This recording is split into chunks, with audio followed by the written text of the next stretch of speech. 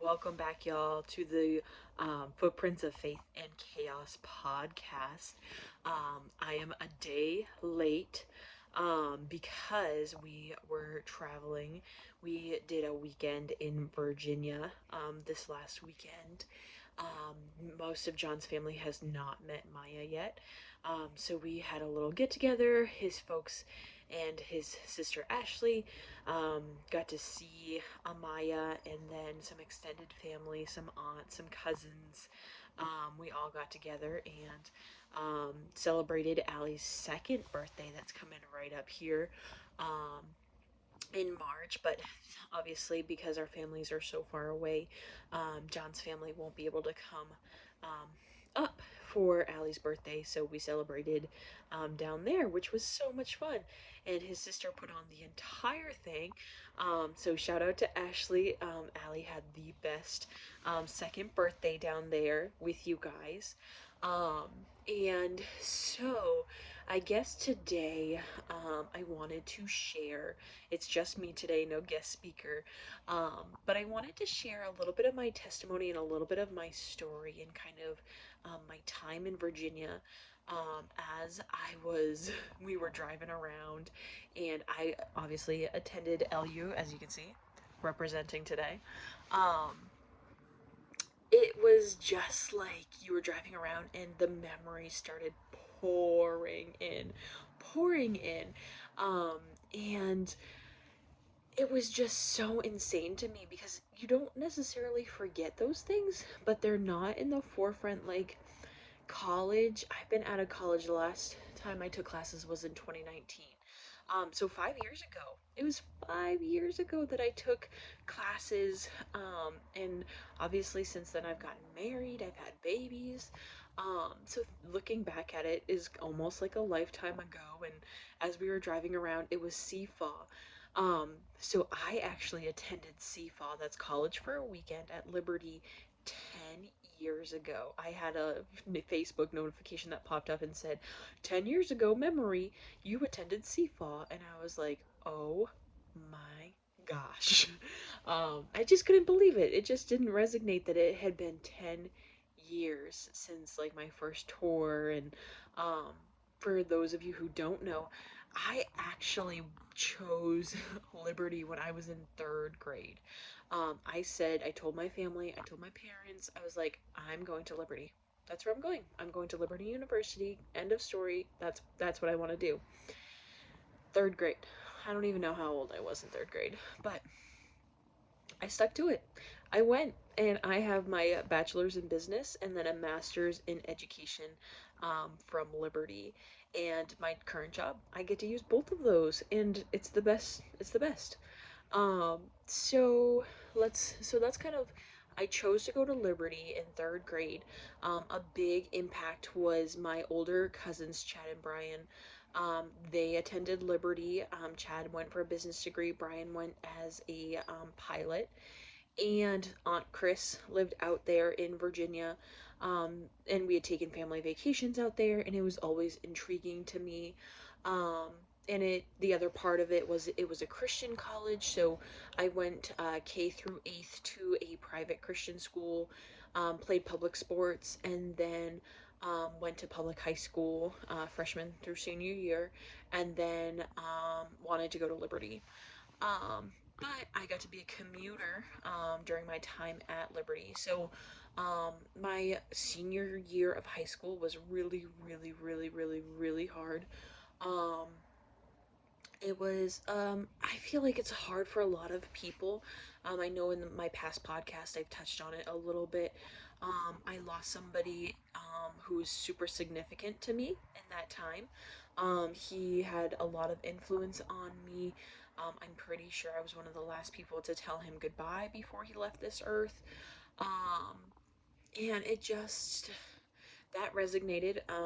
And I felt like growing up in a small town with a huge family. I don't know if any of you have seen The Proposal, but I felt like when the main character was bringing his boss to Alaska, his family name was on everything and they were involved in everywhere. And all things.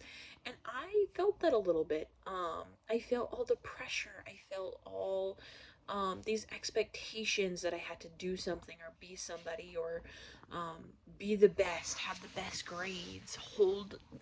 I held two jobs. I went to high school, held two jobs, and played a varsity sport. Like that's just like always who I've been. Um, so I felt like I had to go to college and I gotta make something of myself. And like my mom and I were talking on our last showing, it she had always instilled in us girls that you know what, you need to choose a career path that you can be a mom and you can have a career. um so I actually started out my journey in the medical field, um, in biomedical science, which is crazy of all things, because I love people. Blood and guts don't really bother me all that much. Um, so I thought, well, maybe like nursing field is like my alley. I would totally could be a surgeon. Mind you, Grey's Anatomy is one of my favorite shows in the entire world. So that probably definitely had some influence there. Um, so I started out my freshman year doing those types of classes. Obviously, you have like some like freshman English, math, science, like those sort of things that I all did. A couple of Bible classes. Um, so, I mean, my freshman year, I had the opportunity to stay with my older cousins, Chad and Jenny. They allowed me to rent out a room from them, and I commuted, which was amazing. Um, I held a job and I commuted back and forth at Liberty. Around Christmas break, my long term boyfriend and I, we broke up over Christmas break, which was really, really challenging for me. But we had been in a relationship for over 3 years. Um, so most of high school, and I really didn't know what it was like to just be me and have freedom and not be worried about a boy back home. So that next semester, that spring semester, I considered playing softball. Most of you know that I played travel ASA softball through the East Coast and loved it. And I thought about walking on to Liberty's team. I definitely think I could have, but I didn't understand. I was afraid to miss class, and I thought that I would get an unexcused absence if I went to the tryouts, which wasn't the case. Um, I found out much later that. So that second half of freshman year um, of college, I was kind of finding myself. I was single, and I just didn't really know who I was, what I wanted, where I was going. And I just felt really lost. I felt like I was running away from the really big tragic loss of somebody important to me. um, I had this relationship that I was really invested into, that was gone, and I came obviously from like a small town bubble. So moving to Lynchburg and Liberty, there's a lot of people there. There's a lot of differences. So I was learning all of those things all at the same time. Um, which is so cool to have that experience, and it definitely has made me into the person that I am today. So that spring semester was really, really challenging. Lots of ups and downs, and by May, I actually decided to come back home um, and work here, and I attended the community college because I didn't know, and I didn't want to spend thousands and thousands and thousands of dollars when I didn't know. Um, so I came back home. I got a serving position, so I started making some pretty good money. I started taking classes at the community college. So instead of biomedical science, I started on the nursing track because that was a little bit easier. Um, so I started taking some of those types of classes, and then I got mono, and I was hospitalized and sick for quite a while, like months. I was sick. So it was probably a good thing that I had moved back home. I had support, And then I got into another relationship with a boy back at Liberty, and I was like, all right, like I had been serving, I had saved up about $8,000, and I was like, okay, I think I know where I'm going. I had changed my major again into business. Was loving all of my classes, was healthy, had a good amount saved, and I was like, okay, I think I'm ready to try this again. I think I'm ready to go back to Liberty. So I was only home from May, and then I moved back, I think, of like March or April, June, somewhere in there, to go back to be with this boy, who was attending Liberty. Um, so I actually packed up my Jetta. I had a Jetta Volkswagen, and I put all my stuff in my car. Um, and I packed up and got my first apartment ever, all by myself, single apartment, one bedroom, one bath, cute little, like $600 a month um, apartment. And I said, I'm doing this. I can do it. I'll be fine. I'm gonna work full time, and I'm gonna commute, and it's gonna be great. So I did. And so I finished my business degree. I served while I was down there. I had this relationship that lasted like a year and a half, but there was a ton of highs and lows. And I have to give props to this guy for sticking it out for as long as he did with me, um, because I didn't know who I was. I was searching. Um, Again, I was still dealing with the death and loss of my pastor, and that's who passed away in high school. I just like did not understand, and I was so upset and hurt and angry, um, that all of those things had happened. And wasn't necessarily angry at God. I just didn't understand why it had to happen, why that influential person had to leave and be out of my life. What was I gonna do? Something on my heart. I always wanted to be married. I always wanted to be a wife, and I always wanted a family. Like, that was my top priority. That was something that was more important than any career, any job, like anything into the world. Like, that's what I wanted. I wanted love. I wanted relationship. I wanted to be a wife.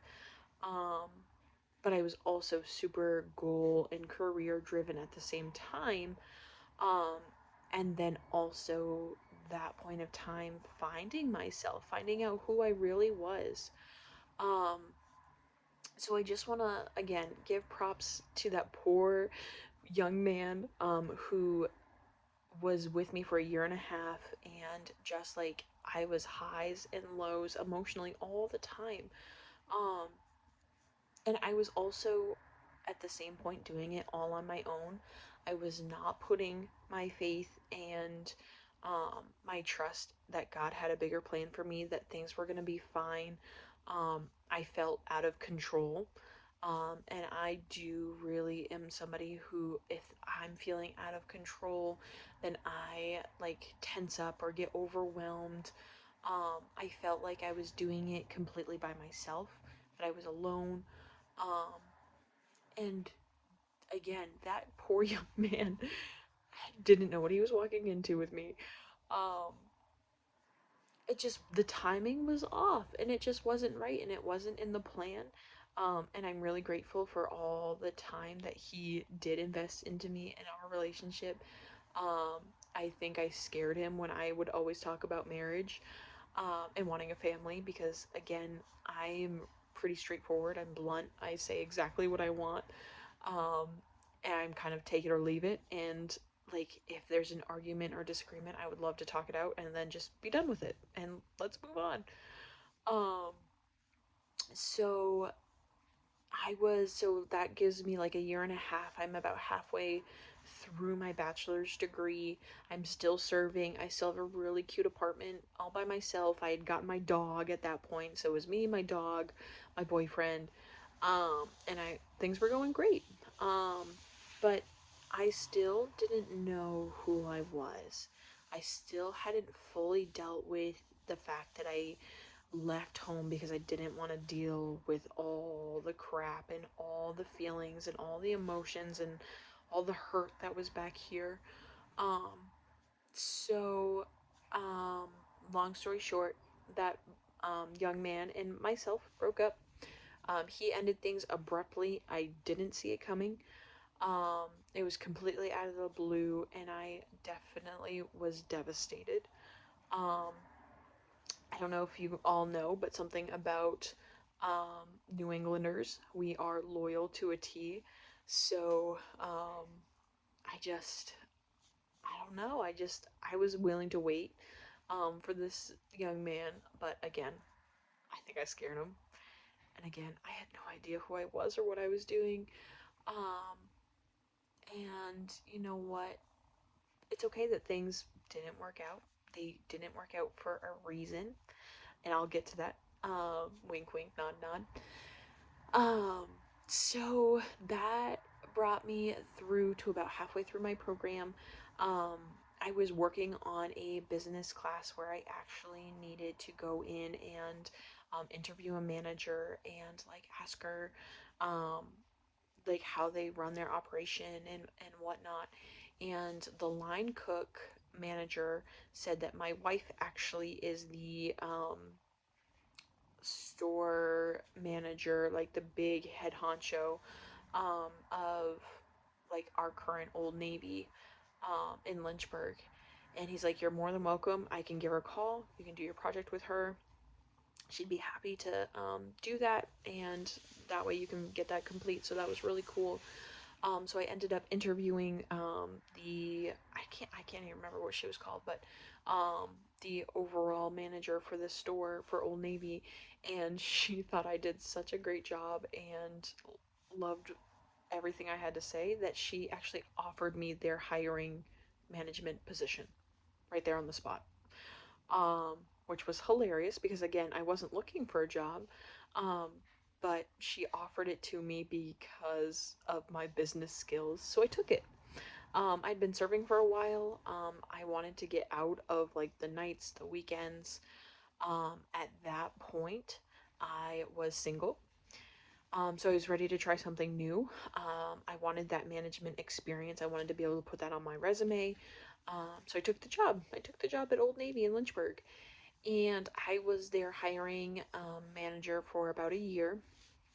So during that year, again, I was single. I was going out on a bunch of dates, just searching for love. Um, but at the same time, I started to get my stuff together. I started to kind of figure out who I was, what I wanted in life as I was single. Um, Something that's so easy to fall into, and I don't think I did all the way, but being codependent. Um, I was okay being by myself, but I always wanted to be with somebody.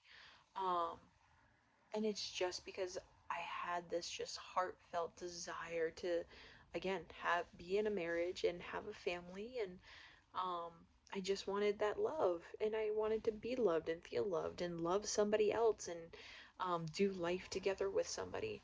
Um, so during that time, I actually started going to church again. Um, and for a good while, I started going to Liberty's Wednesday night community nights. Um, Part of it was because that young man was going with his um, dorm, and it was an opportunity for me to see him again, which is super creepy.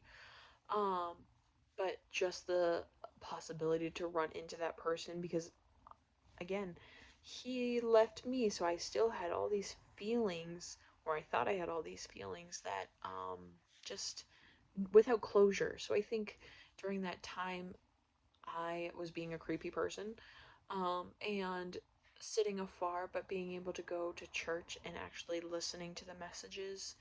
Um, and then there was this one pastor that came in and he taught in a church in Charlotte, North Carolina, and I fell in love with his preaching.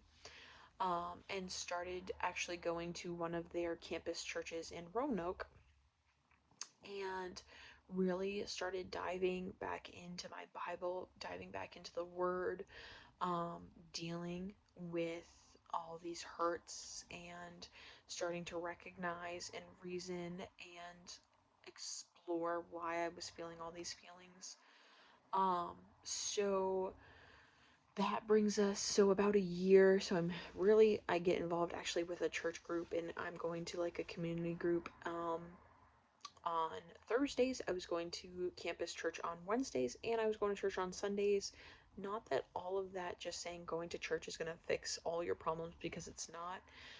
You definitely have to do your own soul searching and figure it out within who you are and what you want. And but I spent a lot of times on my knees praying and asking God to just like, please show me the way. Like, I am your servant. I'm willing to do what you want me to do, with where you want me to go, who you want me to be with.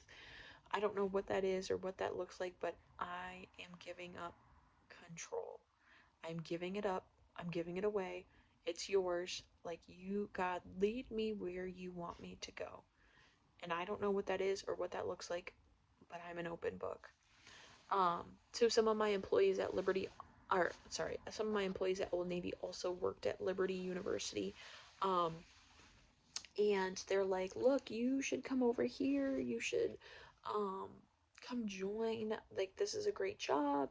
You can ultimately like get some of your college paid for if you work full time and it works out for you. So I applied to one position and I got the job right away. So I became an academic advisor at Liberty University online, and for the most part liked it a lot. um, at that time, I had moved into a new apartment. I did have a roommate at the time, which I would never do again. That was horrible. Not a roommate kind of gal. Always would prefer to be by myself. Um, but so I had a roommate, and then the very first day that I started at Liberty University online was my very first date with Jonathan. Um, which I think is hilarious. It was in March. We had been talking for about like a month, 6 weeks ish, and I had just gone home. And I was like, well, I'm going home one last time before I start my first full time benefits, holidays, all that sort of stuff. I'm gonna go home, and then when I get back, like, I can't remember if he asked me on a date or I think it was just like mutual, like we should go on a date. Um, and that will be another podcast, is Jonathan and I, our relationship and how it came to be. Um, but we started um, going out on dates. We weren't dating, we were talking and going out on dates when I started at Liberty. And Liberty taught me a lot of things. So, being an academic advisor, you had to deal with everybody else's problems and not take it personally. And you were never in control, but you were always fixing somebody else's mistakes or problems, and you had to be patient. And it was like an emotional roller coaster all the time. So, I had to be emotionally stable and figured my crap out, that way I could help others. And that position was so humbling. So humbling, because you know what? The world is so much bigger than you. And I figured that out really quick, um, by helping others, which is always something that I feel like I'm drawn to, and I want to help others and I want to serve others. Um, so it was a really cool position for me. Did it take a toll? Did I bring it home? Yeah, sometimes. Um, but I think overall I learned so many life lessons, and I was there for about 2.5 years. And then I joined the recruiting team, and I got to travel and be with them, and I loved the recruiting team. I would go back. Actually, I would go back in a heartbeat. So any of my recruiter friends, if you hear this, like, I'm ready to come back aboard. It would be hard with the babies, but big consideration. I think I would consider it highly. Um, again, John and I are dating at this. So what, we started going out on dates in March, and then June he officially asked me to be his girlfriend. So we're officially dating now, as I'm working this position. And again, I have finally started to figure out my own crap and like who I am, um, and like what I want, where I want to go. But Jonathan had not figured out any of that stuff. Um, so I was feeling really secure in who I was. I was emotionally stable. I had dealt with a lot of the reasons why I didn't want to be in New Hampshire. Um, and I was just going through a lot of different things.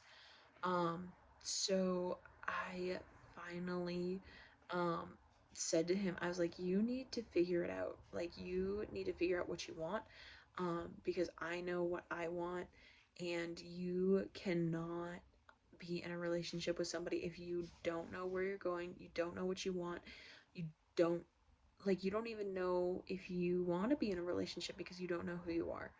um so there was quite a few back and forths with that. um and that was a life lesson that I learned, especially with my previous ex-boyfriend, that I didn't know what I wanted or who I was, and I was a horrible girlfriend, because I was selfish and I was only thought about myself and woe is me. And um like I just recognize that if you're in that state, and that's okay to be in that state, but I feel like if you're in that place, then you should be single. You should find out what God wants of you, what your purpose is, what you're supposed to be doing. And usually when God opens those doors, somebody special comes into your life, and that's what happened to me. And I actually got the opportunity to help Jonathan kind of find some of those things. um, and I owe a lot of credit to him, because the person that I met back in March of 2018 is a completely different person, to who he is today, and he is an amazing husband and a fantastic father. Um, and again, not that our relationship has been easy, but you know what? I feel like at the end of the day, him and I are a power team. We are usually on the same page with almost everything. Um, and if we argue, it's always about stupid small stuff. Again, another podcast, another day, about our relationship. But I just feel like it's so important, because Jonathan was in a similar place that I was before. But again, coming back, I'm just this like loyal person who refuses to give up on somebody, um, even if it hurts me, and maybe a flaw, maybe not. Take it as it is. Um, I guess I'm still working through that one.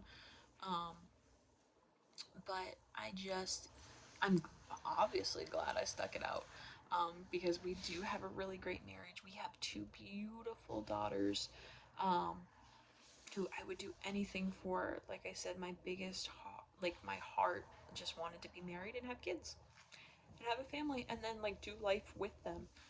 Um, so kind of fast forwarding a little bit. So John proposed in April of 2019, and then we got married in August of 2019.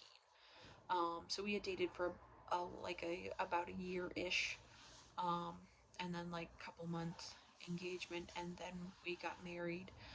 So we lived out in Virginia, married from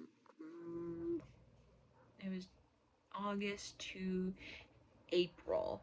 And Jonathan had come to me, and like I think it was like January, February, and he goes, "Hey, I just want to bring this to your attention. Um, I just keep having these dreams that you and I live in New Hampshire. Like, I really feel like God's calling us to move to New Hampshire and to be there." And I'm like, no way. No way am I ever moving back there. Like, there's so much hurt. There's like stuff that I haven't dealt with. I had, like, my relationships were not really great. Like we said, actually, my last podcast with my mom, it was just like strained, I guess, because I'd lived out there. That's now 6 years that I had been out there, and I was like, I'm good. I think I never plan on going back. But he's like, and so this is right when COVID was too. And he's like, look, babe, I really feel like we need to move to New Hampshire. And I was like, okay, if you really think about it, or like if you really feel that way, then we can. So I started praying because I was like, oh shoot, like this is gonna bring up all kinds of things. I'm gonna have to deal with so many things, and I just don't want to revert. Like, I finally was feeling confident with who I was and where I was going, and I didn't want to be this like small little girl in this small town that was like sinking under the pressures and expectations of like everybody around me. So like I had fears and reservations about coming back to New Hampshire and being here, and just all of those feelings. Thankfully, I had worked through. I know it sounds crazy, but after like 3 to 5 years, I had worked through that death of that really important person. So it wasn't, to me, that wasn't super hard to come back. But what was super hard to come back is, so we had been faithfully going to a church. Oh, I totally forgot to mention this part. And this is a huge part in the growth of myself in Virginia and people that we saw over this weekend. We had premarital counselors and our pastor, Brandon and Tabitha, um, who mentored us, who did almost a year of premarital counseling with us and just were there for us every single step of the way. Brandon married us, and they always hold us accountable. They check in with us, they encourage us, they pray with us. They are just like our people, and some of the closest people we have. They know everything about who we are, our relationship, every bad thing that we've ever done. Um, and they've been there holding our hands every step of the way, encouraging us and saying, it's hard, but we'll do it together. So shout out to Brandon and Tab, who have always been there for us. Um, and especially me, I have a really hard time opening up to people and being really vulnerable. I know it may not seem that way. Again, God is good, and I've grown a heck of a lot um, to even be able to do this and come on and share my story and share who I am. And so, one of the biggest things is I was afraid to come back to New Hampshire because as a young youth, I was actually like kicked out of our youth group program and isolated. I lost most of my friends. Um, and it was just this big, crazy mess that had happened. And I was really, really hurt by that. Again, I lost all of my friends. Nobody wanted to be my friend anymore. Um, and there was a lot of church hurt, and I was told that I had a heart issue and a problem, and I just felt I got accused of something that I never even did. um, and I just again felt so isolated, so alone, and I was like, I don't know what church we are gonna go to, or um, just like I feel like we're in a really good spot. Jonathan and I were both really trying to follow the Lord and follow His plan for us, and just trusting Him and with the move and where to go, and just like really diving in and sticking our heels in and just trying to abide by the Word of God, and um, just trying to find our purpose, you know. And I was like, what are we gonna do? Like, I am not I am not going back to that church. I am not. I'm not doing it. You can't make me. um, so there is, and there's more to the story, obviously, always is. Um, but a big life lesson that I learned is that, you know what? The church is filled with broken people, and they are sinners too, and they are also just trying to do their best. And I feel like there's this stigma of like church people that hold themselves to higher standards, as we should, um, but they don't make mistakes and they don't mess up and they don't sin, and that is crap. It's crap. You know what? People, and something again, it goes for the church, it goes for marriage. Um, you put two broken people, um, or a church full of broken people together as a community, as one unity, people are gonna make mistakes. People are gonna hurt you.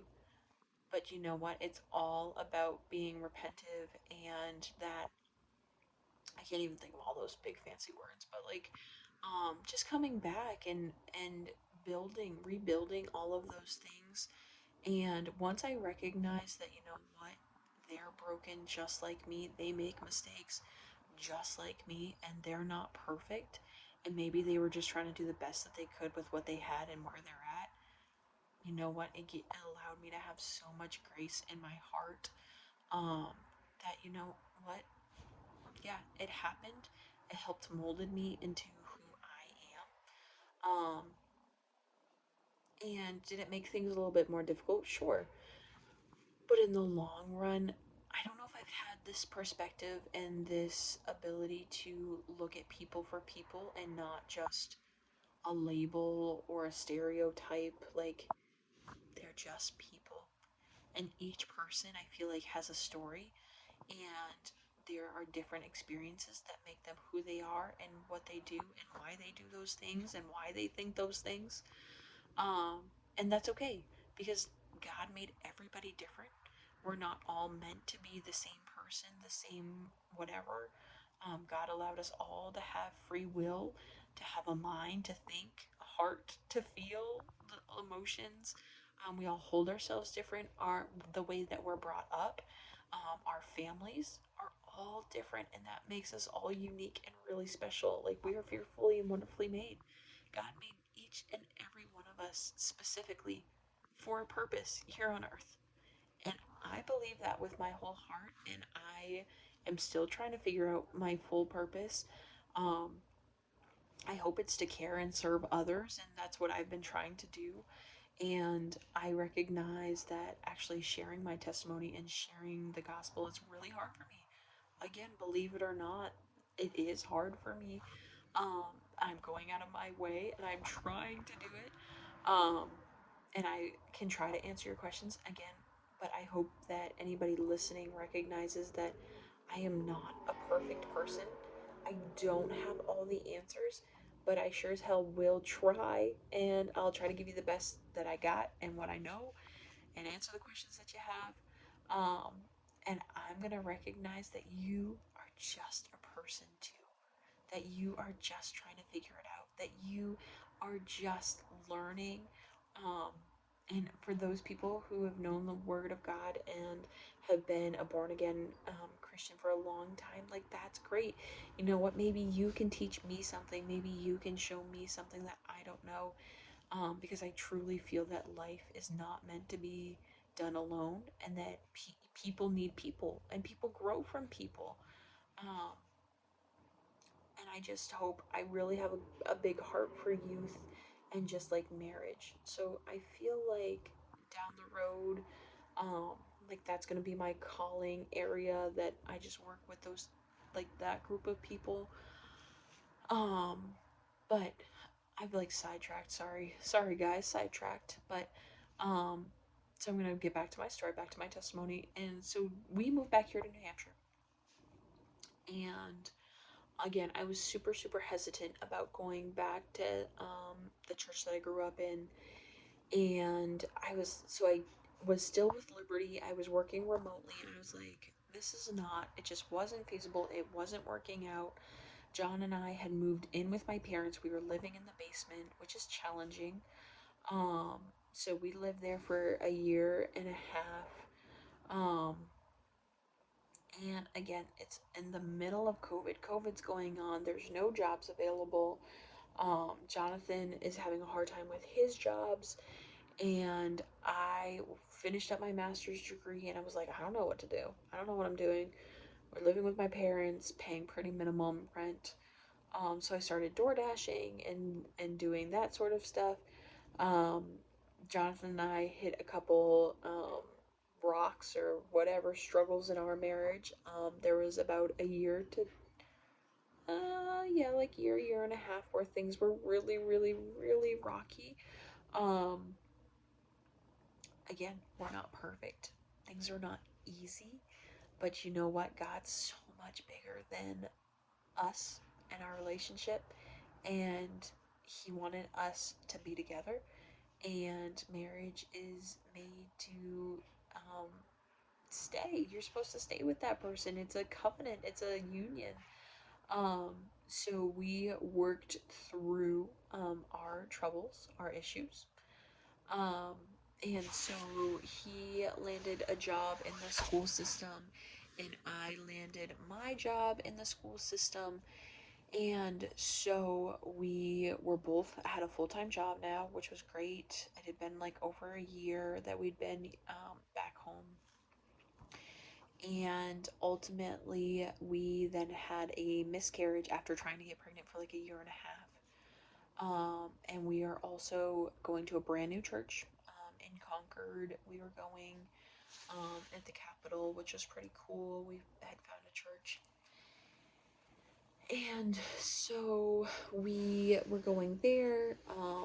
We again had a miscarriage, which was really, really difficult, especially after coming through some rocky marital things that we again figured out. Just devastating news. And so at that point, we were able to find an apartment. So we moved out of my parents' home, and we were only in this apartment for a month and a half, and then the apartment sold underneath us. So they told all the tenants that they had to be out by a certain date and that they're really sorry, but you're out. So now I'm pregnant with Aaliyah at this point, and we have to be out after just moving out of my parents' house, and we had no idea what to do. So thank God for Sawyer's parents, who were like, hey, just give us like a month. I bet you we can have something in like a month. And I was like, okay, well, God, if this is where you want us to go, if this is what you want us to do, if you're gonna open the doors here, okay, like we'll hold on. I think it was like only like 3 or 4 months pregnant with Allie. And so God opened the doors where we got to move with my best friend's parents. They're our landlords. We have a really nice 2 bedroom, 1 bath apartment um, that works for now. Um, and so God opened the doors for that. And again, I've been with the same job for the last 4 years. I've had both girls. I've had Aaliyah and Amaya at this time. Um, Jonathan has been working his job for over a year now. But the crazy thing that still blows my mind at this time is that around Christmas of last year, Jonathan and I decided to give the church that I grew up in a second chance, a second try. Um, and so that has been interesting. It's been good. It's kind of funny because, of course, there's all the older folks that were there when I was little that recognize me today and that I have babies, so I'm sure that that's funny and kind of weird for them. Um, but the new pastor at the church is really excellent. He preaches expository preaching, I believe. He just goes through and reads like verse by verse by verse and just like tears it apart, and makes people uncomfortable. And that's something that Jonathan and I are firm believers that if you're uncomfortable, there means there's growth there, that you can grow from that. Um, so he does a great job of making you uncomfortable, and I think it's so good and so healthy. Do I see weekly the folks that hurt me when I was young? Yes, which is super awkward. It can be, I guess, but at the end of the day, you know what? I forgive them. I forgive the people that really hurt me as a young person. And again, they were probably just doing the best they could with what they had, and they probably didn't really know what they were doing either. Um, so, you know what? It's not worth the awkwardness. It's not worth the worry. It's not worth the hurt, the hate, the I don't even think I hated them. I just like felt awkward. Um it's not worth holding on to all of that because you know what? The only person it hurts is me. They probably have no idea what they did or how they did or whatever. I'm probably the last thing that they ever thought of, which is fine. It's not a problem. But that's something that I had to deal with, and I had to be the bigger person. I have to let it go, and it's okay. I'm okay. God has used that experience to hopefully help me with somebody else that's dealt with that or has gone through that. Or my kiddos one day, I hope that they never have to experience what I experienced. But if they do, I can help them go through it. Um, so weird spot that we're in is back to my church that I grew up in. We are back to my hometown that I never thought I was coming back to. I'm married. I have two beautiful children. Um, and I wouldn't change it for the world. I really wouldn't. I feel that every quote unquote bad thing that you go through is just building the character and building the person that you are meant to be. I also think that God allows all people to go through hard things, and that's how He molds and makes you into the person you're supposed to be. Um, and I am just, a lot of people ask me, how do you do all these things that you do? How do you go from this and that and whatever, whatever? But to be honest with you guys, I just take it one day at a time. I try to listen to God's calling where I think it is. I try to see the doors where they're open and recognize the doors that are closed. And when they're closed or I'm being impatient, I recognize that it's probably for my own good and He's either protecting me for something. Like this last weekend, we missed our very first flight and it turned into such a crap show, and we had to pay so much extra to get back to Virginia. But you know what? At the end of the day, what was God protecting my family from? A car accident? A plane crash? I have no idea. I don't know why it happened, but I'm pretty sure we were protected from probably something awful. Did it really suck in the moment? Was I really upset? Did I cry? Heck yeah, I did. All of those things. But at the end of the day, it worked out. We made it. We had a great time. We, again, saw mainly just John's family, and just, it was like literally just a couple of days that we just spent there. Um, but I guess, long story short, like, after that weekend, after being there, the memories just flooded in, and I really wanted to share with you all just my journey from like going from high school, my college years, a little bit of relational background, John and I, kind of where we came from. Um, and there's, I guess, some church hurt in there that definitely has molded me into the person I am. I can tell you that yes, I was born again Christian at a really, really young age, like around 4 years old. I think I got baptized like when I was like 10, maybe 10-ish. Um, I got baptized again when I was a single person before I met John, when I was figuring all my crap out. Um, the God and I got really close. And I really feel like when you're a born again believer, um, it's relationship. Relationships are everything, and that's what I'm trying to teach my girls. And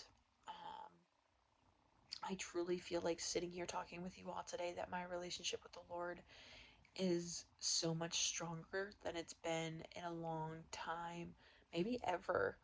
Um, do I do it right all the time? know, but my perspective and kind of where I'm going, and that it's not just a checklist of things to do, or there's a million things I can't do. Like, I don't feel that way. That's not what being a Christian is. That's what a religion is. Um, I don't believe in religion. I believe in a relationship with God, and I pursue God, and we have a relationship, and we talk, and we go through life together. And that's what being a Christian to me is doing your life um, with God and following His calling and His purpose for you on your life. And if you, any of you listening, if you've listened this far, kudos. Thanks for listening to me and my story. But if you have any questions about what that looks like, or you have always thought it's just like this long list of do's and don'ts, guys, there's so much more to it. And there's like, that is like chains on your ankles. Um, just, there's so much freedom in knowing that your purpose on earth is to have a relationship with God. That's it. And God died. He became a baby and grew up as a man and died on the cross for all your sins or your mistakes, your misbehaviors, all of that. He took that upon himself and took all the horrible things ever in this world upon himself, and he was the bridge for you to cross over to have eternal life and everlasting life with God. And that's freaking cool. That's super cool, because you know what? You don't have to do anything. You don't have to do jack shit. You don't. You need to believe in God and that He took that upon Himself. And guys, you're free. You are free. And then He just wants to be with you. He wants to have that relationship with you. And that is the most important part. And I shouldn't have saved this for the end. But I feel like if you truly believe in that or have any questions about that, I am always happy again to try to answer any of those questions. But like, that's the biggest piece. Like, that's what life is about. You want to figure out what life is? That's it. That's it. And if you truly believe that in your heart, your life is going to be different. You're going to feel different. You're going to have joy and peace and grace and like all these extra things that come along with it. I'm not telling you that your life is going to get easier, because it's probably going to be the opposite. Your life will probably be harder, but you know what? The reward and all of those things, and knowing that you're not alone and that you have a God that's so much bigger than all the bullshit that you're going through, makes a huge difference. A huge difference. That's a purpose in your life and a calling in your life. And I'm happy to share more. I'm not going to keep going on and on and on. Again, it's really hard for me to say all this because I don't know why. It just is. Um, but those are the footprints of my journey of faith and chaos. Again, I didn't do it right. Were my thoughts, emotions, feelings probably way out there? Sure. Have I learned to deal with that and deal with my control freak issues? Mm-hmm. But it's by the saving grace of God. I didn't do it on my own. I had a lot of help and mentorship. Jonathan has loved me through and through all the hard things. I've had Brandon and Tabitha encourage and build us up. I've had my Sawyer through the years. I've had my sisters through the years. I've had my mom, my grandmothers. You know what? It takes a whole village, and people need people. So, thank you for listening. Again, if you've made it this far, you are a champ. And I appreciate you listening to my story and my testimony. I'm sorry that it was a little bit long. Um, but if you really enjoyed and want to hear more, please subscribe to my channel. Again, I'm still growing. Um, and I would love to share more about relationships and testimony and journey through life together of faith in chaos. So thank you guys again for listening, and I hope that you have a great week, and I hope you're encouraged and challenged. So for now, I will see you guys next time.